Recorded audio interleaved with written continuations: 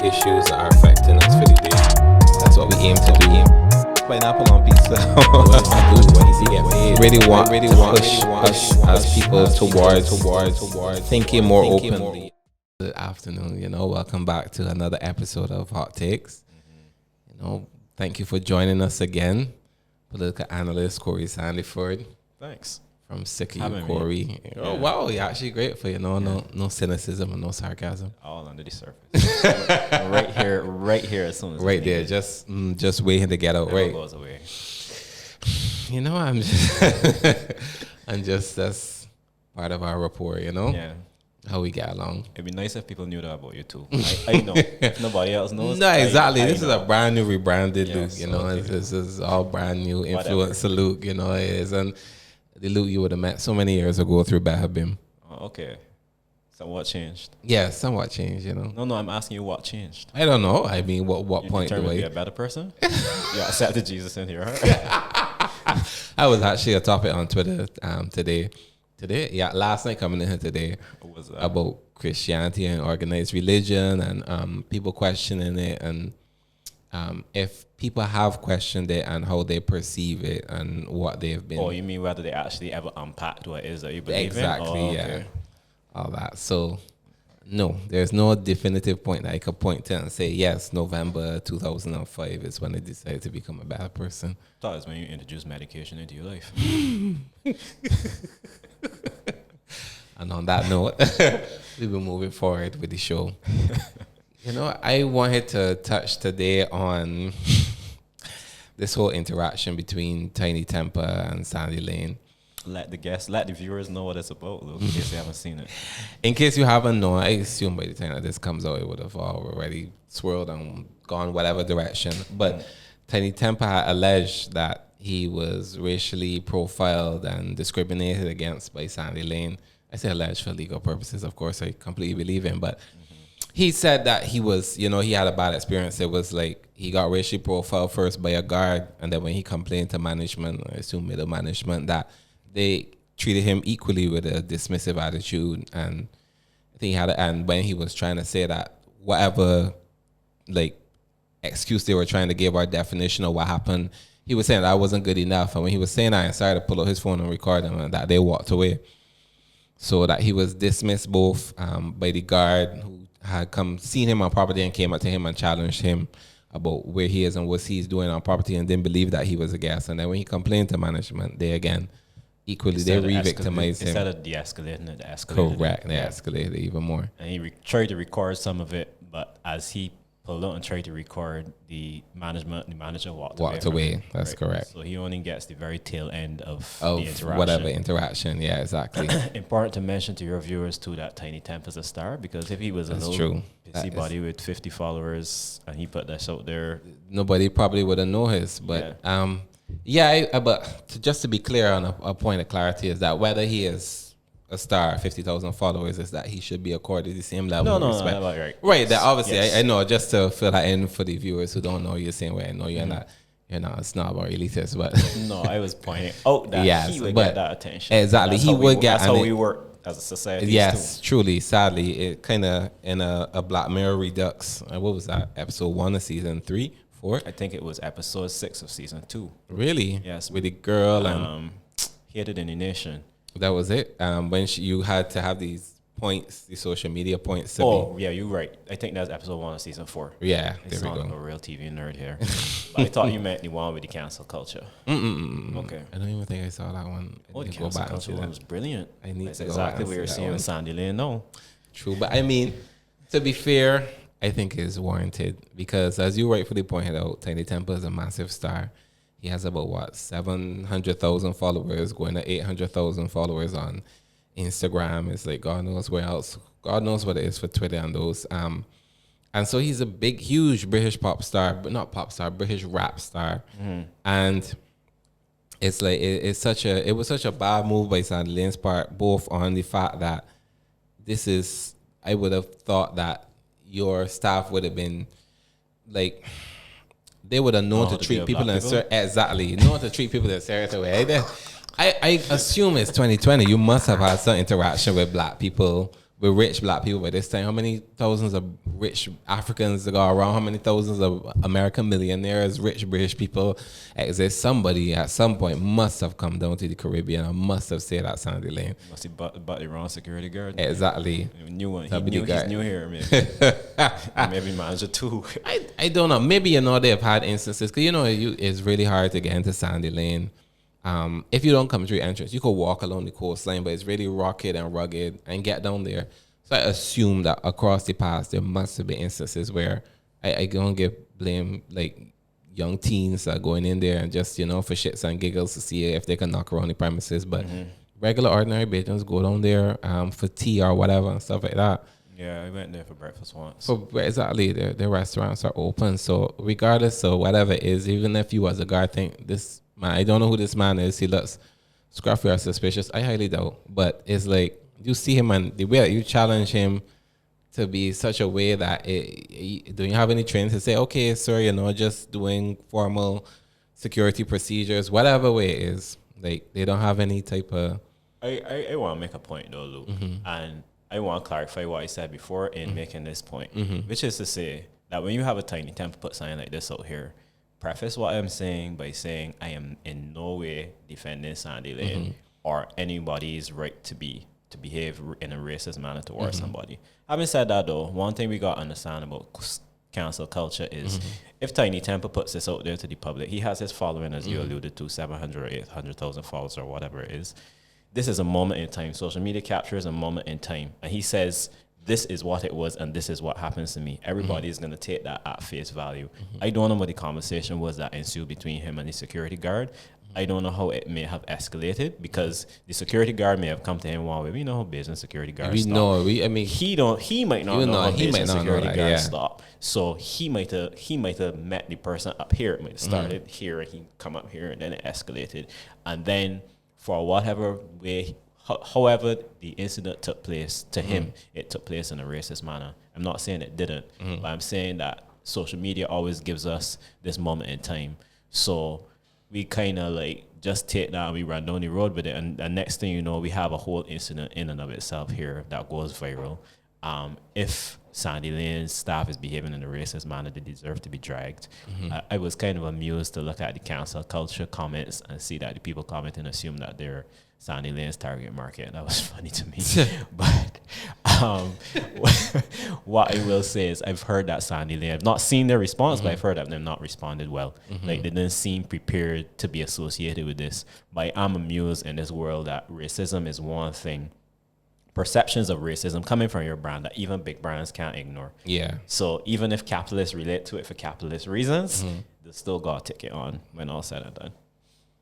Exactly, and that's really it. And but this is a really branch offshoot to your responses. And this isn't necessarily to you specifically, because I've had other people come up to me and said to me online rather, that we don't know what the response is, and that, as you saying, it's capturing a moment in time. We don't actually know what the interaction is and stuff like that.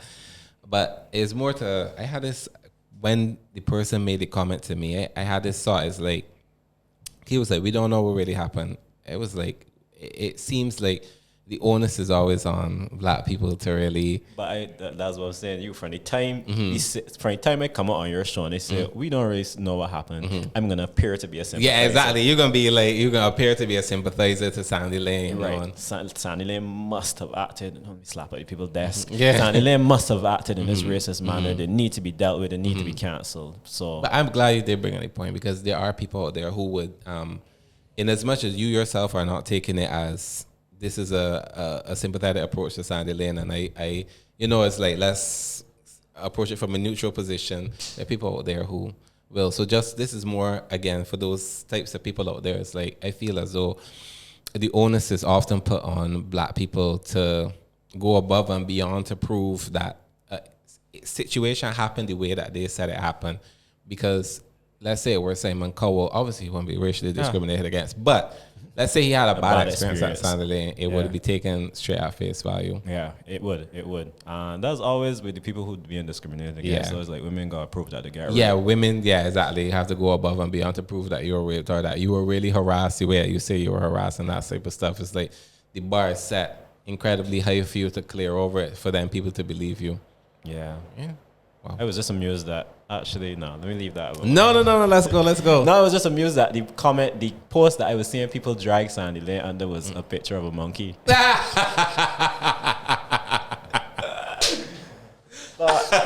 No, I saw that. Yeah, that was it. Unfortunately, ironic. But I feel for that social media manager. Imagine you wake up one morning and notifications just going off. Just a little body in Barbados. Who knows if the body even in Barbados. Exactly. And you just manage a page and you're like, shit, what the fuck going on here? This is what I'm saying. They apparently did not seem prepared to deal with it. They didn't seem to be prepared with it. The social media manager can only be able to deal with instructions. And then it's obviously like there can be a disconnect between Sandy Lane now via the social media manager and the following, because you got the following hitting up the page, then the social media manager now got to revert to go back to management, have a conversation, and then what's going management, or just blah, blah, blah, blah, and send out something, and it's the wrong thing, and it's gone that much further. Gasoline social fire. media is something else, boy. I used to work for a company here in Barbados. That's sticker inside. I'm not gonna name them by names, our primary colors, but cynicism here for you, right here. But they had an incident. They didn't have proper crisis communication in place, so there was no textbook for the social media manager. I had no idea. I was like, y'all haven't given me anything with brand guidelines, how the brand is to be used, the logo. There's no crisis communication. Talk to them, nothing. Luke. Exactly. Let them know. It was there late. Anyway, I was like, whatever. One day we did have a crisis where these environmentalists have found the page. It wasn't a monkey with locks or anything. No. Oh, God forbid. It was a whole brouhaha over this turtle incident with this turtle nesting site, and it became a firestorm, and it's exactly what you described, because don't need much. It happened early in the morning because it was at a breakfast fest. I was at Awaken. And I got a message like, yo, the page getting bombarded. We need to do something. You need to do something. Yeah. Exactly. Fix it. This is like 5 o'clock in the morning, sun no coming, dark, sun no coming. I was like, looking at the message like, what the fuck is this? It's like, this is my off day. And I don't work today. As y'all probably start. I say, you know what? Okay, whatever. And their first response was to, go on the page and delete all the comments. Oh, man. How people... I don't know what year this happened, but let me say it happened last year, 2018. How have people by now not learned like that's the worst possible thing? That was the worst, the absolute. And I remember thinking, if people have complaints, either you need to respond and address them, you need to apologize, or you need to respond individually and say, well, see our thing, this is not, whatever, how long ever it takes. They say delete the comments. They're saying you to delete them, or they have started deleting, and they were sent me and said, okay, whenever a new comment appears, delete it at the same time. When I tell you that got so much worse after that, the people were like, y'all deleting comments too? People went and started reviewing the page and getting it 1-star reviews, and I had a 5-star review and it dropped a 3. Because people went and gave back, and you can't delete reviews. So that was it. And so they had to be like, all right, you can't delete them anymore. Like, we got to put out a statement and we got to backtrack and roll back. Secretly inside them saying that suit themselves. That's why it was just like, you know what? This suit one, because everyone had, if somebody had the foresight to think this is what is going to happen in the crisis, this is how we need to respond and all that, all this could have been avoided. But it stretched out way longer than it needed to. So way. So until the next firestorm. Exactly, until the next firestorm.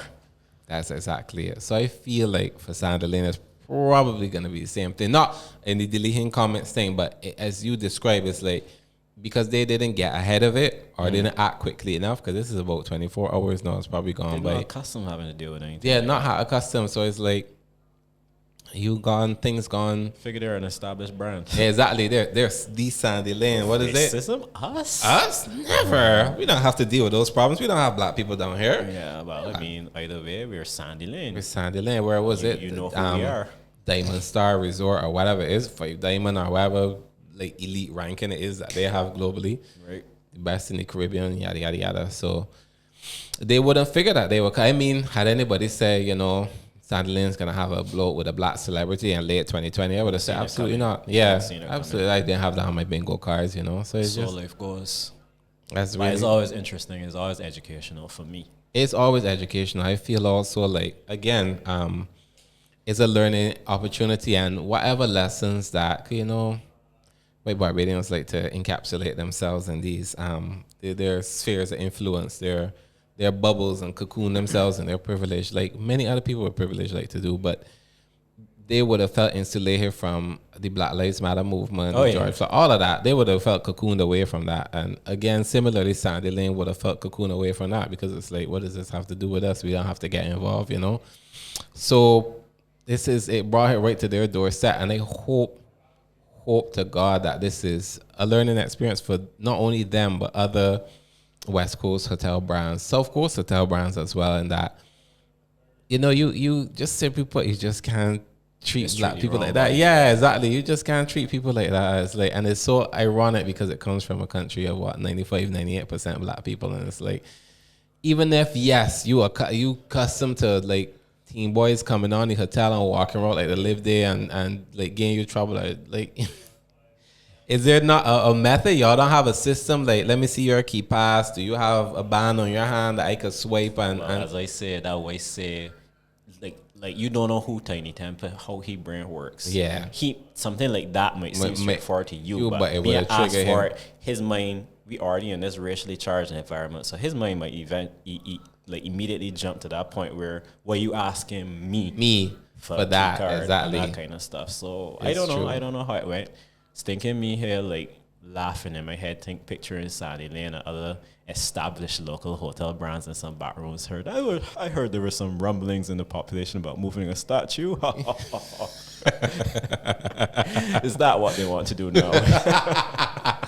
I know, right? It's like, that's what they want. Get away with that nonsense. Yes. Let me see them ballot sheets. Before that, we got other things to discuss, man. We got things to deal with, Projections, profits. Profit margins to discuss. But again, even though, as you rightfully say, majority of the people in the comment section probably aren't Sandy Lane's target market, 99% probably aren't, but it's the social media currency that's so, you just, nobody wants to or can't afford to be canceled, it's like, or you don't want to be perceived in a negative way, because then it will damage the branding in ways that are incalculable. You end up responding as a brand for capitalist reasons. You need to respond for capitalist. Yeah, really, it's for capital. It's only for capital reasons, only to protect the bottom line, and that's if that's what it needs to be. Hey, if this is what it needs to be for brands to realize that racism just doesn't make sense profitably, it doesn't make sense if for economic reasons. Something or somebody that has sponsors, if we can start dropping left, right, and center. All the sponsors will do but it be because they do need to think, because it besmirches the whole idea of like Sandy Lane, and then by extension the Sandy Lane Charitable Trust, and all those are gonna be affected by, tainted by that racism. You don't want to come across. All I will say is, whenever they deal with it, I hope for their sake that they deal with it well. Because the worst thing, like the deleting of comments that you talked about, the worst thing is for the brand to then respond, and then the response looks half-assed, exactly, not heartfelt, and saying people, I'm sorry y'all feel that way. Yeah, exactly, it's like, we didn't do that wrong, it's like he's laying something that goes down, like a real horrible line. Like, who was it? When Carlton had that thing early up this year with a woman. The story was that a woman, she had won this competition that was advertised at Carlton. Ring a bell. Right. So she had gotten a voucher, some sort of coupon for like a certain amount to redeem. So she went. I think she won it the same day. She went to redeem it, fill her cart, go on to the cashier. Get the cashier the coupon. Cashier look at the coupon. I was like, what's this? The other cashier was this. She said, I know what's that. Called the manager, was this. The manager was like, I know what that. And then went to swipe it in the system. It swiped and it got accepted. But the woman was like, I know nothing but this. Say you got it was so a whole. She like Sandy fool for her. Right, exactly. So it looked like the woman was either trying to scam them or steal. So the woman, this wasn't a 5-minute interaction. Something that lasted like over an hour or something like that. She posted on social media. She posted it on Facebook, and obviously it caught fire. But then Carlton's response to it is what set people alight, because it was like, we didn't do nothing wrong. It was like, this is like trying to throw it on. I think it was Colgate, trying to say it. Oh, Colgate is who put up this promotion. We know nothing about it, and And it's like, we even though they were saying like it's like we apologize unreservedly, the rest of the stuff was just like, so we apologize unreservedly at talk. When exactly. we read the post, nothing didn't correspond. It was like, and we know what she's talking about. It's like, they had a little mishap at the thing and she blowing it out of proportion. That's what people got. It was a non-apology. So it was like, ugh. People have had so many examples now. Brands, not people. Brands. That they should know. I mean, it's like, at this point, the don'ts. It's literally like, you could Google it now. It's like how not to respond, like how to make my response seem heartfelt, It's like how you just gotta copy and paste, mix and match, and it's really not that hard. The Bayesian expression of pick up fire rage. Yeah, that is social media. That's social media. So that's exactly what people happened. that reacted badly and came across the post in the first place, there may be a set of people that did not come across that, but then they will come across the response to the post from Carlton, and it'd be that much worse.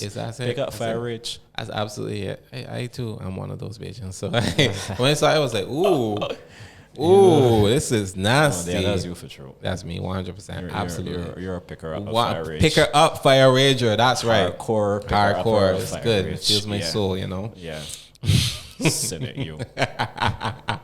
But yeah, that's how I felt. So I hope Sandy responds in a good way. I'm not bad-minded, I'm not gonna say aren't you? burn the colonizers and burn out Sandy. I'm not gonna say that, Colonizer. Exactly. But another issue I had too is that the problem with this entire incident and him with his 10 million followers is that it also reflects badly on Brand Barbados. So it reminds me of something I always used to see with crop over bands. And there was something I try to explain to them is like, yeah, you fucking up and you not giving people their costumes or stuff like that. People getting the costumes later, they can't get anything. It's not advertising and all that. That's one thing. And that's your brand. But people are not going to say, I had a bad time with, let's say, Europe, or I had a bad time with whatever the other Barbados. They're going to come and say, I went to crop over and I didn't get my costume. And then it registers in other people's mind who are seeing the story that this is, brand. I had a crop over is a bad time. And crop over, you're not going to get your costume or you're going to have a bad experience. Because even though stories like that happen at other carnivals, like I've heard that at Trinidad with Fantasy and all those, even though that happens, you are not going to hear those stories as much because of the way how small Barbados is and how, I guess, a lot more vulnerable in some senses, especially when it relates to tourism, that people always looking out for these type of reviews. It's like, is it expensive? Is it worth it? And then you come across a bad review and it's like, you're more likely to think this might happen to me rather than the 98 other reviews where it went good. Because like you really wouldn't, and that's the thing about, let's say, all them little brands like that, like people had great times on the road with Fantasy, but you don't hear that. And that's Fantasy and Trinidad. Fantasy and Trinidad are dead.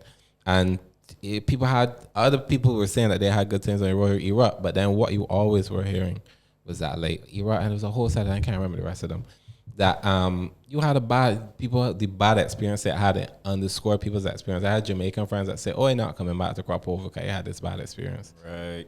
So in the overarching point, I did see that. I did see that as I read Tinie Tempah's post. As I read it, and as some of the comments too. It don't look good. It got don't racist look good. hotels.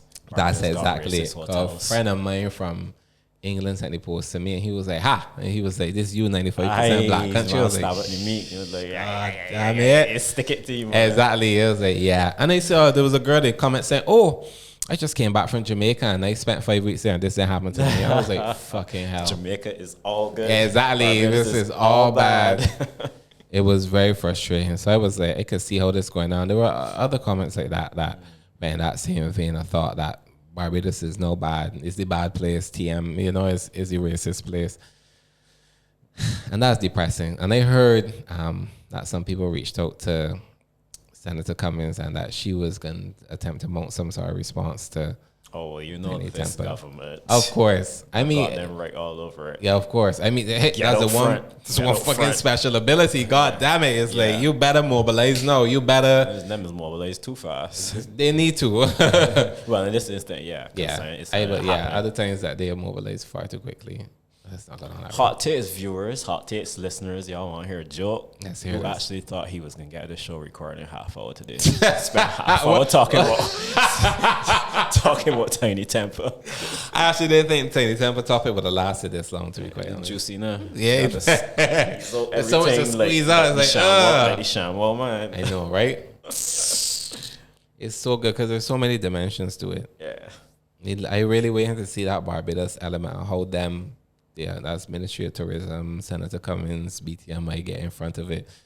And hopefully, do better, Sonny, man. something good, it's like something really to reach out to, man. I mean, it's the least they could do is got all these kind of farm trips and bring on people here all the time. It's something they could do for the man, offer something.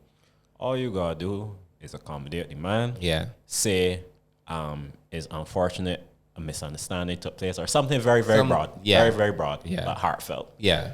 It needs to be heartfelt. And it's like, the thing is about situations like this that we learn in marketing is that somebody can have a truly horrific experience or a really bad experience, but it's the way that you respond to it that would turn them around. Like, they could go from like bashing you to turn around and say, okay, well, Barbados made it up to me and they apologize, and let's say I met with the Prime Minister or whatever, and or the Ministry of Tourism and blah, blah, blah. Photo ops. And they made me feel good. It seemed really heartfelt, that type of thing. And then he would come out and say, Barbados has been really good to me, even though I had this bad experience. And he would say, I had this bad experience with Sandy or Barbados for the better. Because he's somebody who comes here a lot. No, you mention it. You place wagers on your show. Like, you feel good. Social feel cool with that. I know, right? You place a wager. You want to place a wager. Let's do it. Yeah. That my Prime Minister will end up. Will come out front. Exactly. In this incident, sooner or later.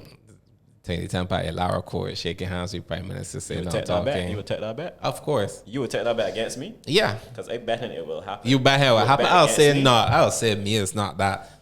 She wouldn't jump at that obvious PR movement. She wouldn't do something like that. We can next time on here we can see if Luke got a little Frank World.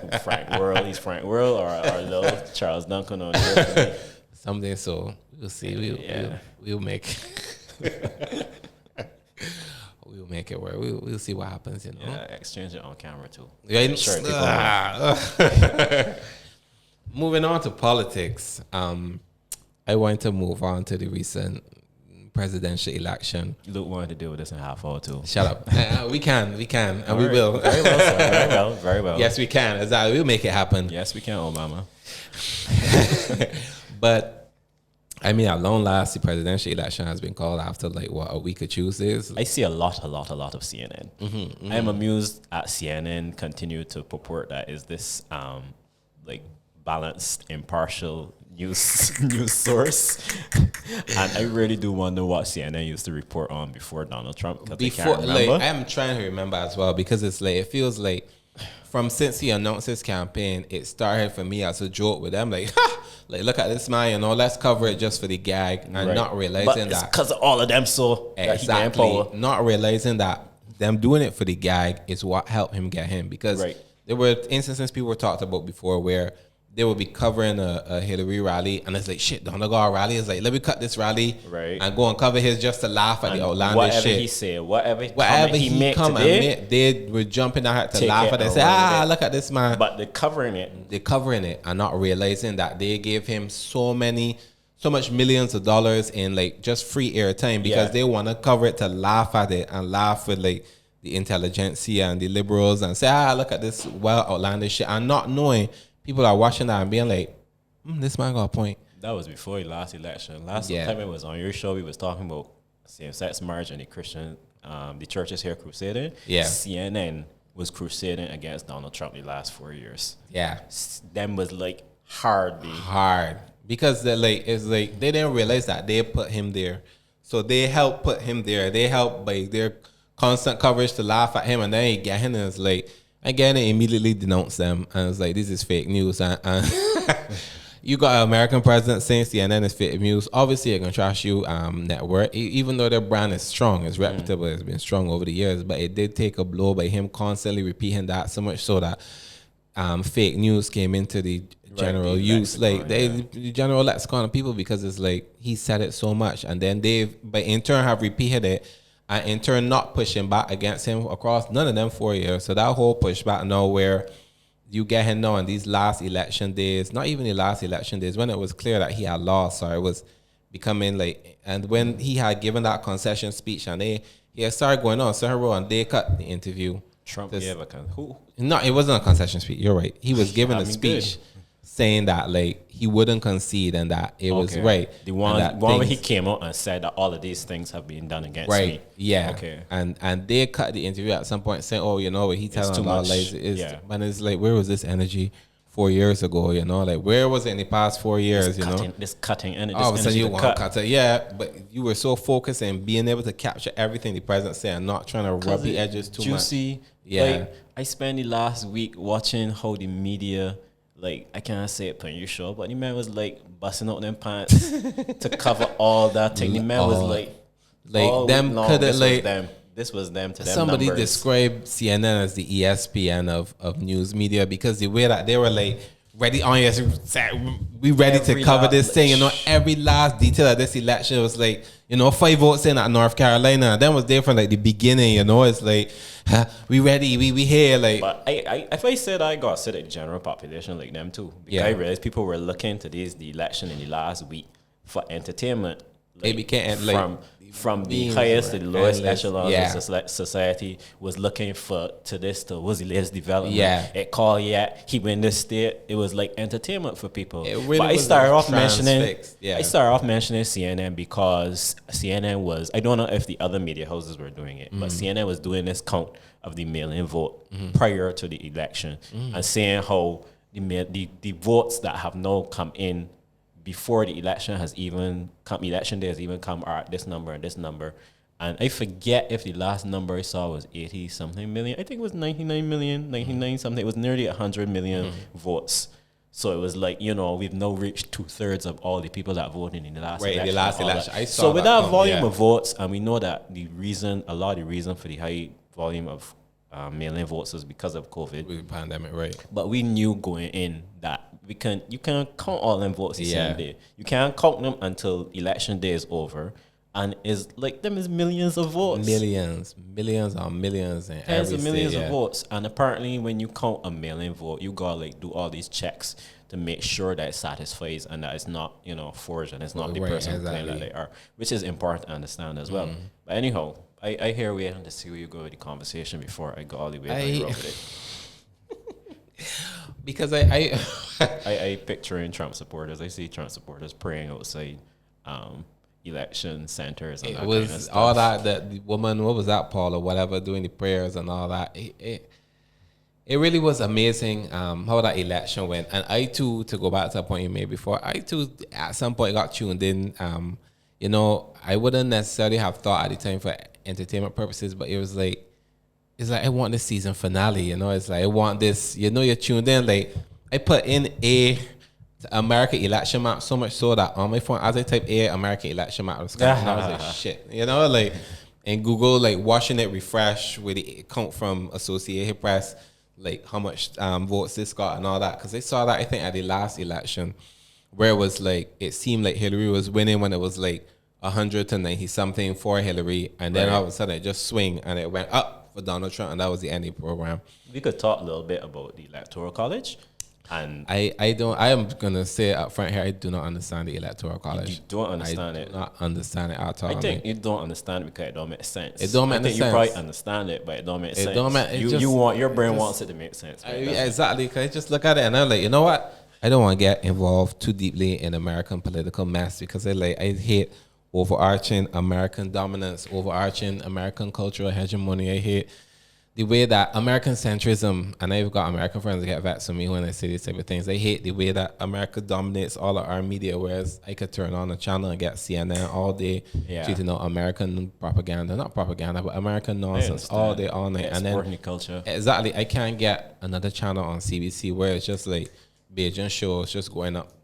I can't get like reruns to laugh it off. Or what was that old one that used to show on CBC? Beijing Bus Stop. Beijing Bus Stop. Oh, I can't get none of them. Nobody knows where they are. You go contact somebody in archives and hope that they take you on. I don't even think it works like that. And like I can't get that. So I hate that there's that and that there's constant American drivel coming out the TV and that so much so that you've become indoctrinated to American. You think you really are the best. Exactly, that the American utopian and the American dream and all that. I want to make 2 points about the politics of America, though. The so-called greatest democracy in the world. First of all, Trump is a strong man. Yeah. The so-called strong man that used to associate Strongman, that term with TM, the dictators. But then in kind of Eastern right Europe. wing dictators, Right, right? coming out Exactly, of the and Soviet even Union coming out and of all right, that. the communist countries, Right. like what's But that guy Trump from is a strong man. Myanmar or whatever it is? Look at the way Duterte. There we go. Right. Look at the way Rodrigo Duterte. Look at how the way now how you got a set of people in the U.S. who are willing to believe one man, Yeah. and claim that this conspiracy took place, as opposed to believing in this system that has had this very like percentage points of electoral pass, electoral fraud in its history. This one man say that he is being stolen from, and people are taking that and running with it based on the word of one man. And that's that whole, to me, messiah complex that drove Trump's candidacy and his presidency in the first place. That's one thing. The next thing, though, is the Electoral College. Yeah, so you said that I don't get that at all. To me, watching the news coverage following the election day and will he get the state, will he, won't he, between Trump and Biden, was like a ping pong machine. Like, he can hit this, the ball can hit this score, and he can get the 20 from Pennsylvania, he can get the 11 from thing. It's like bizarre. It's like, what control these numbers? California has 55. Right. Florida has 35, is it? I can't remember what it is. 30 something.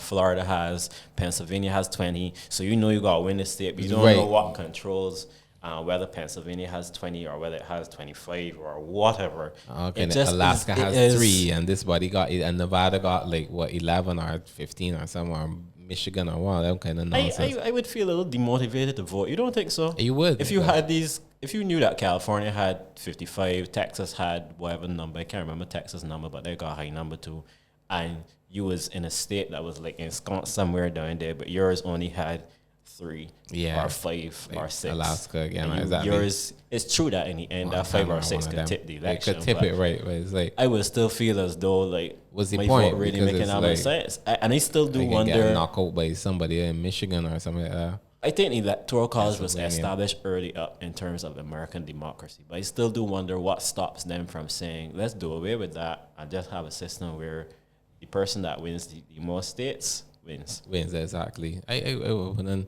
it's hard to me that would make, could you get in the entirety of the union, getting more states in the union, like, was the problem with that? I had also seen somebody offer a counterpoint saying that they think that the Electoral College doesn't need abolishing, it needs reform in that, because they're saying that otherwise you would have, let's say if you were taking it just by the popular vote, you would have these large cities would dominate the majority of the vote. So all the people in like the Midwest and all those states that don't match the numbers will just get washed out with those large cities, and they'll probably always vote Democrat, and then that's not fair, whatever. With the dust settling now, I'm still amused that we talking about Biden winning his election and he very nearly lost. He very nearly Trump lost. Very nearly win. Very nearly lost. So we still got this endorsement of the last 4 years.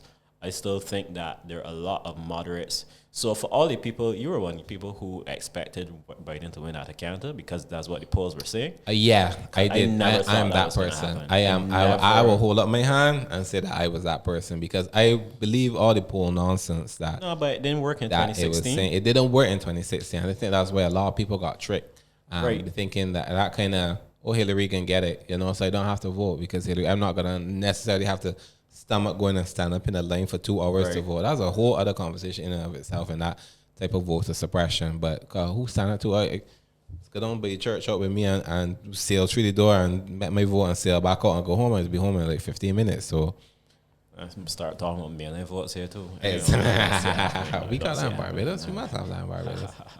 Whatever. But I do think though that it is the polling. Mm-hmm. I work with polling. Yeah, you do work with polling. So I shouldn't be telling you not to trust the numbers. I should be telling you to trust the numbers. Trust the numbers. However, in 2016, it was very obvious that you had a lot of people responding to those polls who said something and did something else. Yeah.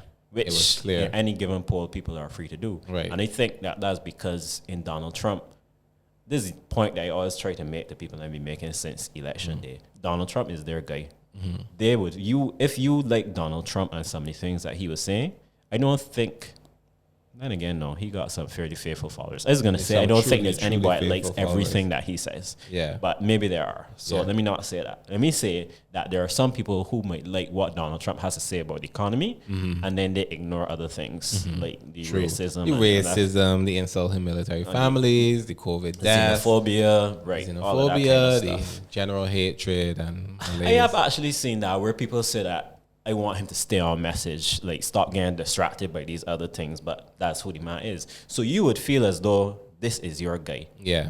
Like then another candidate that can come He's along just and be like like me, Donald you know? Trump. Yeah. But you might not. You might be a you might be a Democrat. You might be a custom voting Democrat. But you might not be racist. But you might be a diet racist. Are you is that?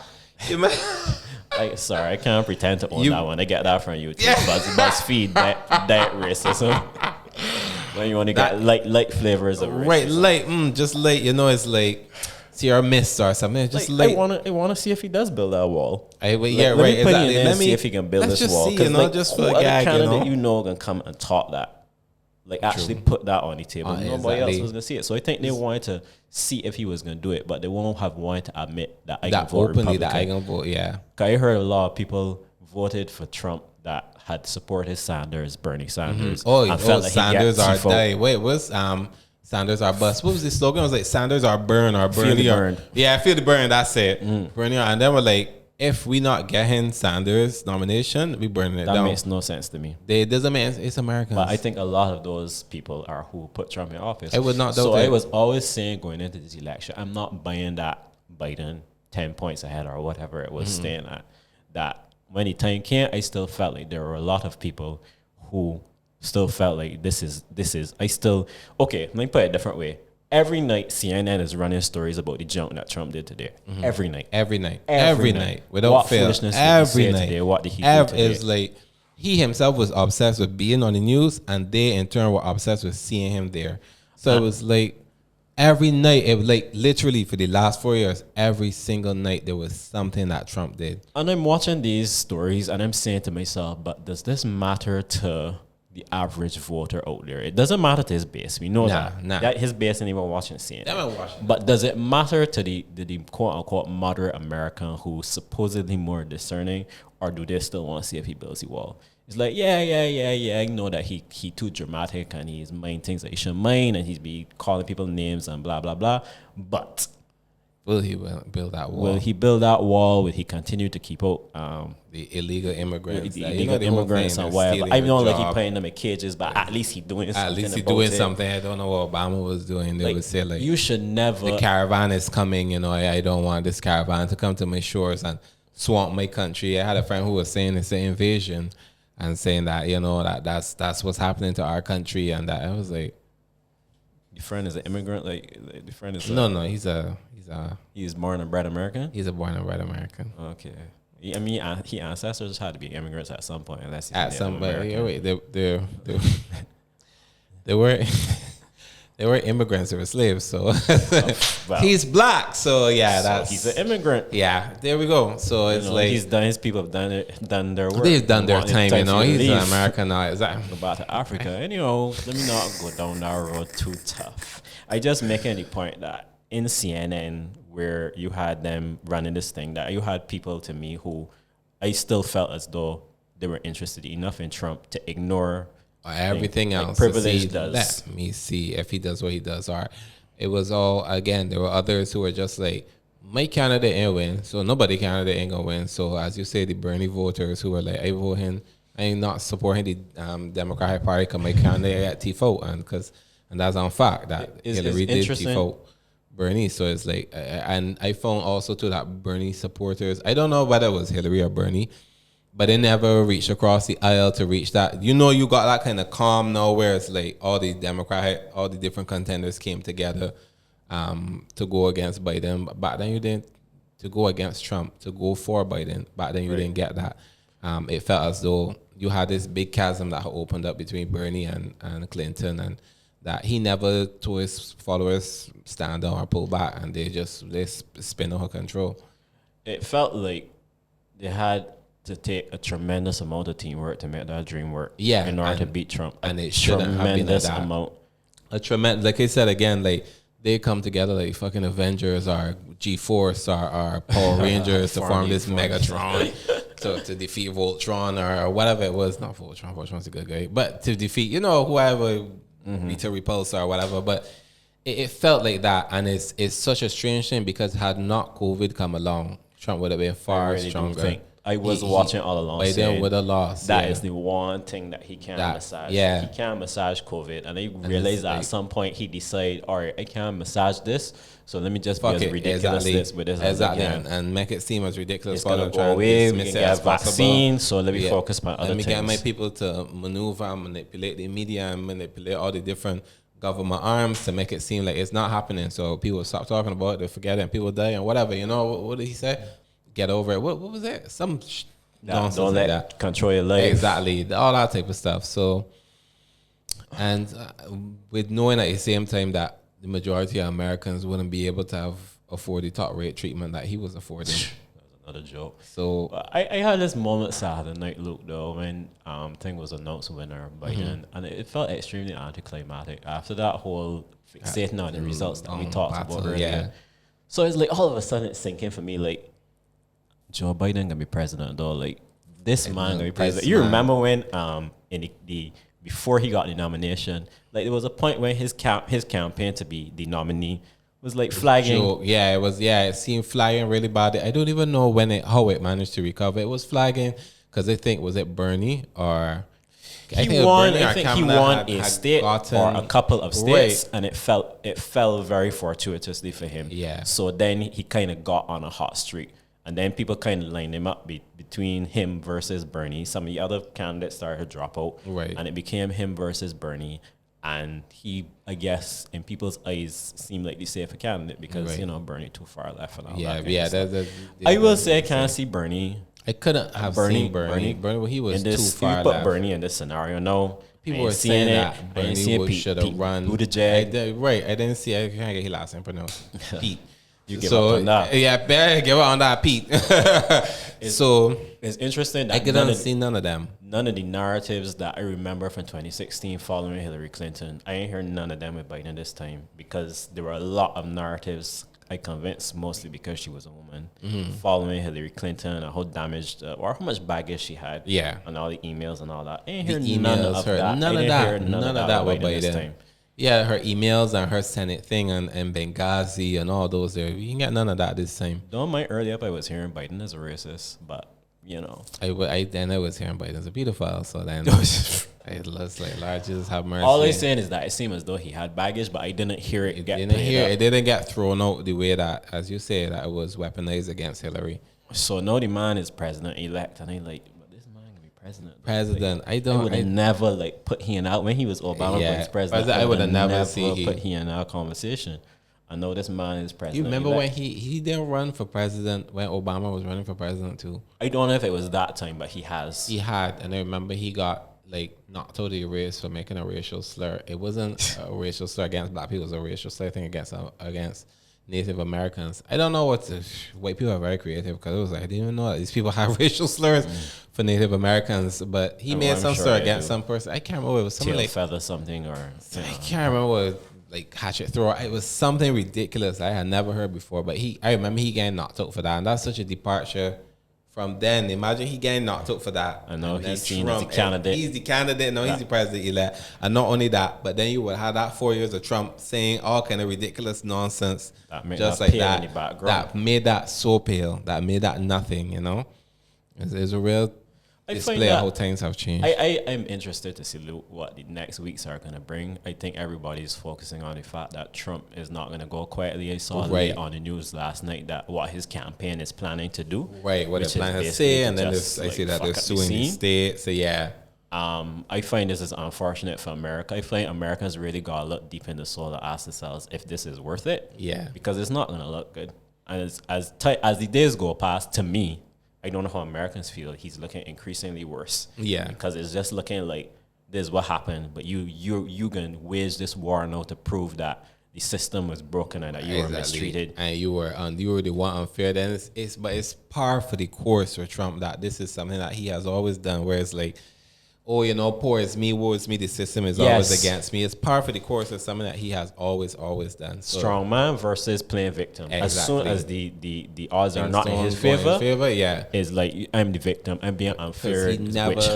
There was never being this prosecuted. energy. That's right. With the persecuted, not prosecuted. Whole me thing. There was never this energy when he won the last election. He won before against Hillary. There was never this being cheated. The system is broken. None of that. You won. Furthermore, if the whole way that the numbers played out last week had flipped, and he was the one benefiting from this mail-in vote or something, his supporters will have no problem with it. No problem at all. And it's the hypocrisy for me. So it's I really do have to laugh. Really, really do have to, because I don't know, as you say, what direction America is going to go in, like how it's going to play. I really hope it doesn't descend into a civil war, because then that will. You think it will? Sorry. Let me take that back. Let me not put that out in the universe. Right. Young people say that. I do know that and that type of thing, right? I do know that a lot of people out there have been preparing for that civil war, right? There's all them people, it's not bunker busters. It's them bunker people who put down things. All the ones that standing by. That standing by. All them Proud Boys, they ain't gonna magically just disappear or dissipate or not happen anymore. I'm sure they're waiting for that signal that is like President Trump to say, let's go to battle over this. And then it's like, he's the standing commander of the armed forces. Like, what direction does this go in? Like, who how does this work? All that type of stuff. Another thing too, does he have powers while he is sitting? I don't know. Like enact policies, he could do like what the Dems allegedly did in terms of like signing all these new contracts before they left office. Dead hand policy. Yeah. I wonder. I don't know. I really don't know too much about Americans trying to pay what happens between the time that you lose the election and you have to move out of office to make way. Got 2 months in there. Imagine that's a lot of time. That's a lot of time. They got a lot of time. So I'm like, can he sign executive orders? Are his hands tied for the last 2 months? What can he do? He has a lot of time to do a lot of nonsense and to think about doing a lot of nonsense and to rally your supporters to, I don't know, descend on the National Mall on January, whenever it is, 20th, 21st. I think you would have seen a worse Trump, personally. I was dreading it, because it was like, if this man get back in for 4 years. Yeah, oh, wow, that would have been. He's the quote-unquote sitting duck president. That is. Because he ain't got to worry about getting re-elected. No, that rubber stamp everything. He would have been nasty. You would have nasty. Nastiness. And unfortunately, a lot of black and brown people who would have suffered, but also to white working class Americans, because that man don't care about nothing but himself, and it seems like 1%. People who love you, them is people who love you, to serve. Them know that. How many memes you see like sheep lining up to vote in the ballot box? So you see a picture of a wolf or a lion is like you voting for. How many trees vote for the axe because they see the axe handle was wood and thought that the axe was one of them. That's all that type of stuff. So, but I just in as much as I don't really favor Biden.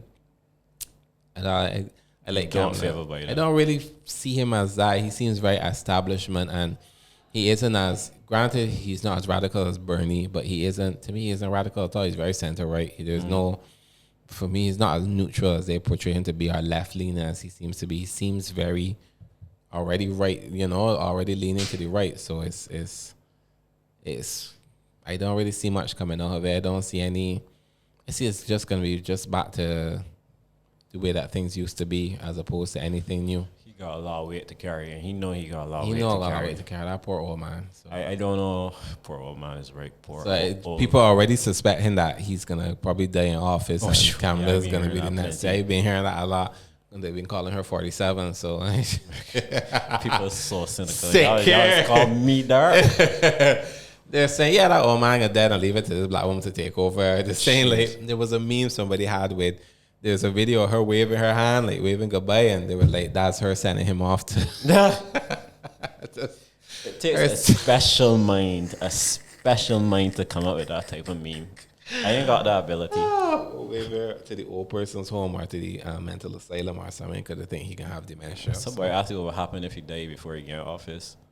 These people that's killing true, off the man. Right before pushing the man in the grave, I don't know. I really don't know. Again, that's something that I wonder too as well. All white men. I know. That's U.S. presidency. All white men. And that's a shame. And that's again, it leads to all the problems in the world. Yeah. Yeah. In a way. In a way, in many ways. It sure is all way my It's heading still, outside the lane. it's still the U.S. image of power. Yeah, that's Who should be there. yeah. And that's what has been stamped into people's minds across time by different iconography and stuff like that. I did mean to make the point before we go that, to me, George W. Bush got Obama elected because his policies on the Iraq War and that became very unpopular, highly unpopular. And then you had the recession around the same time, and you had a black man get elected. Nobody see that coming. Yeah. Didn't think it was possible. He He had 2 terms, yeah. and then to me, Obama got Trump elected. Yeah. Because all these people who had this issue with this black president, and he think that America getting too brown, and that it going off the rails, and he telling me what to do and blah, genocide, blah, blah. Put in Trump. I think Trump now gets Biden elected. Everything that we've said about Biden in terms of him being flavorless, in terms of him flagging at one point, in terms of never being that candidate that you saw in that role, I don't think Joe Biden ever becomes president. If you put him in any other scenario, other than running against Donald Trump and all the teamwork that I tell you it took to make the dream work. Power Rangers work that they put, Biden's greatest quality was that he was on Trump. Yeah, that was it. It was just that there wasn't anything else other than that. It wasn't like people were voting specifically for Biden; they were voting against Trump. It's kind of like the Dems and Mia. Oh boy, don't go there. Not today, not today. But if you look at it though, what I just described to you, George Bush, Obama, Trump, Biden, is like America. Like it really shows how their public opinion is working. It's like a pendulum that's swinging back and forth, and the people just going from one side to the next. That's very true. In one term, in this case. In one term, mercifully. Yeah. Well, Corey, that is all our time for today. It's been real. Yeah, no, right? You see, we managed to cover that American topic in half an hour. So very good. So thank you for joining us again. We'll see you for the next podcast if I have money for you. And we ain't had no civil war in the U.S. All right, I know. We'll see how it goes. Thanks for coming, Corey. Yes. We want us as people towards thinking more openly.